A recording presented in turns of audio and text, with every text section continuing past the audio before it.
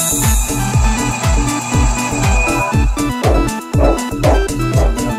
services et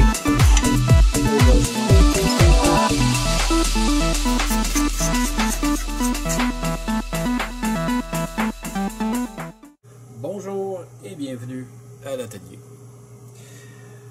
Aujourd'hui, je me propose de remettre en fonction un vieux multimètre qui date d'il y a 32 ans. Donc j'avais acheté ça en 1989. C'était un multimètre qui a beaucoup travaillé, beaucoup souffert également. Évidemment pour l'instant il est non fonctionnel. On va essayer de le remettre en fonction et si c'est possible, je vais changer les fils de sonde qui sont évidemment très maganés. Alors, premier examen sommaire. Ce qu'on se rend compte ici, c'est que la plaque qui va avec le bouton ici, donc qui permet de passer aux différentes fonctions, est excessivement oxydée.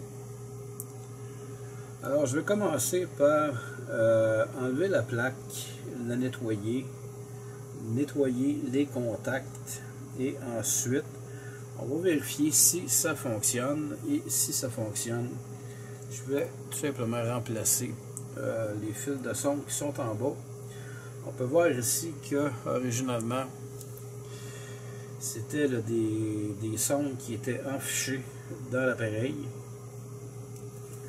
donc avec les années ça s'est brisé. Il manque là des bouts de plastique. Je pourrais toujours là, le refaire, mais en fait, c'est un multimètre que je conserve là, plus par attachement que par besoin. En fait, c'est un de mes premiers multimètres. Alors, on va débuter par le démontage de cette pièce-ci. On a un peu de reflet de lumière et je vais nettoyer la pièce en question. Effectivement, après avoir enlevé la plaquette pour bouger, bon, on voit là que sur les contacts, il y a également de l'oxydation.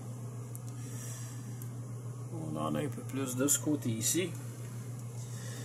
Alors, je vais sortir les tips. Et je vais tenter là, de nettoyer à l'aide d'une vieille solution restante qui était un nettoyeur là, que j'utilisais à l'époque pour les têtes magnétiques, donc les rubans cassettes là, entre autres. C'est un produit à base d'acétone. On va essayer avec ça, quoique j'ai d'autres produits là, en stock. Là, évidemment, on ne tente pas là, de nettoyer ça. Ouais, ça lève tranquillement. On passe pas de papier sablé là-dessus. C'est vraiment pas une bonne idée parce que sur cette pièce-ci, il y a une espèce de plaquage qui permet justement là, de protéger de la rouille.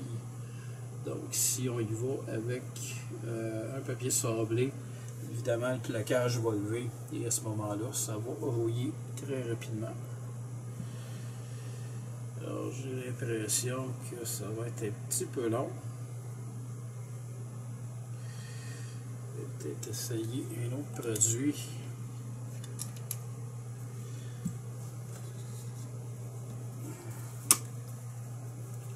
Donc, un contact cleaner. Ça va lever un peu plus vite. Pas vraiment.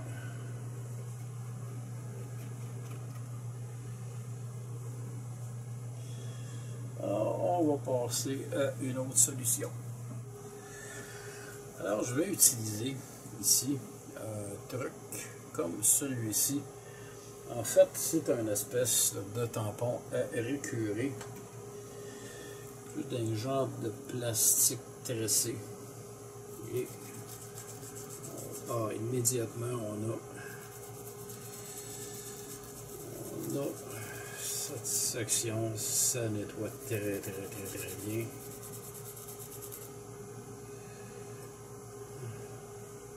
On voit la différence là, entre les deux. Déjà, le haut de la plaquette est excessivement propre. De toute façon, ce que j'ai besoin, c'est l'autre côté. Mais quand même, on va le nettoyer.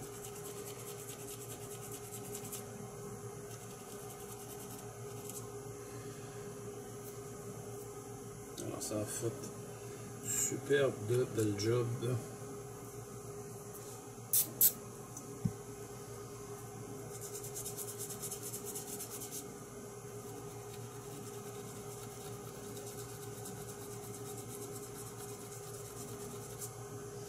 Donc, un petit coup de tampon air écuré.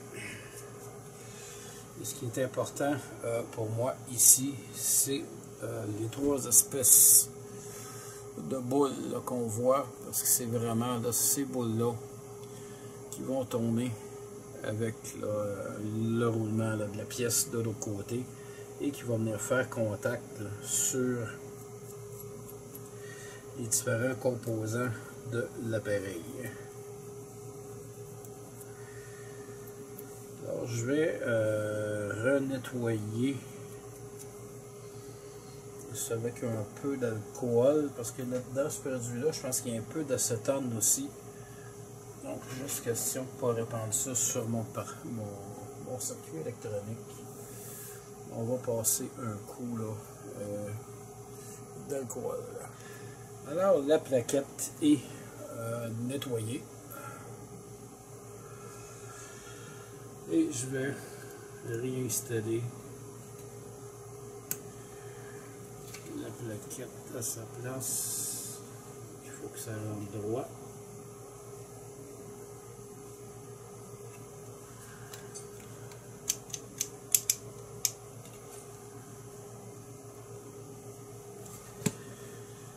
D'accord.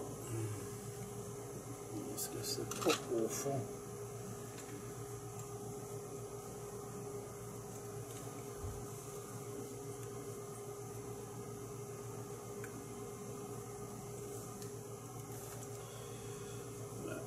Installer le truc par-dessus.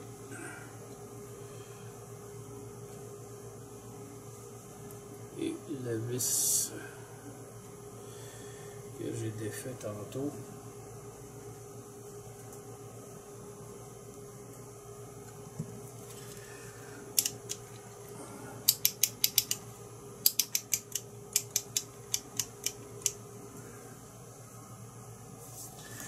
Alors, on va faire un essai avec une batterie.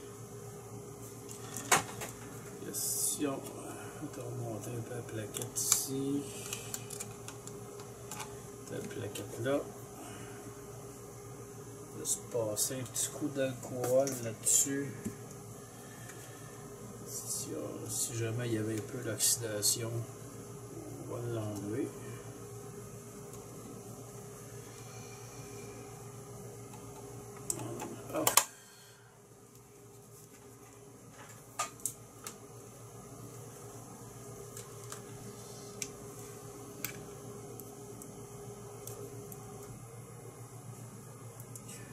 Alors oui, ça fonctionne. Également, même les fils de sonde sont oxydés. Donc il y a des chances que le fil soit également oxydé à l'intérieur. Alors je fais chauffer le fer à souder et on va passer au remplacement des fils. La station de soudage est maintenant prête.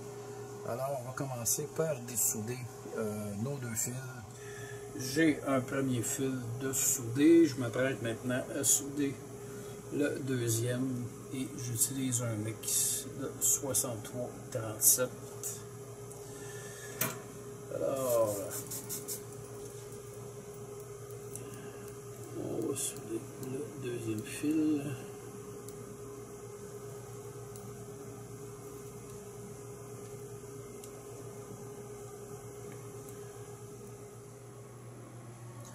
Donc, je vais tenter de monter près de 5 volts. Donc, ce petit appareil-là, c'est très sensible.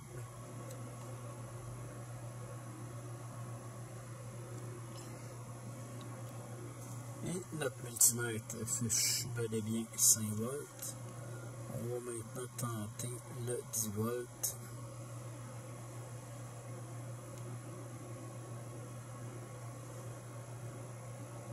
On est dessus, c'est bon. On va y aller avec le 15.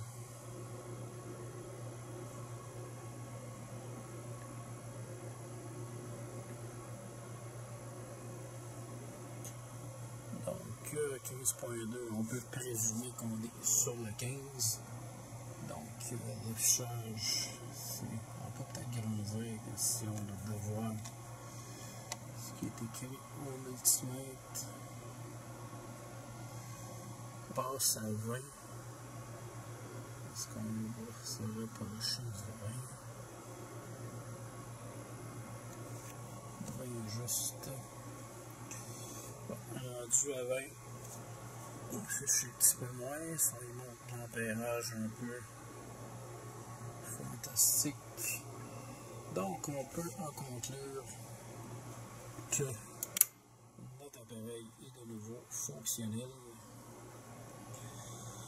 Alors, c'était une courte vidéo sur la réparation d'un vieux multimètre presque vintage.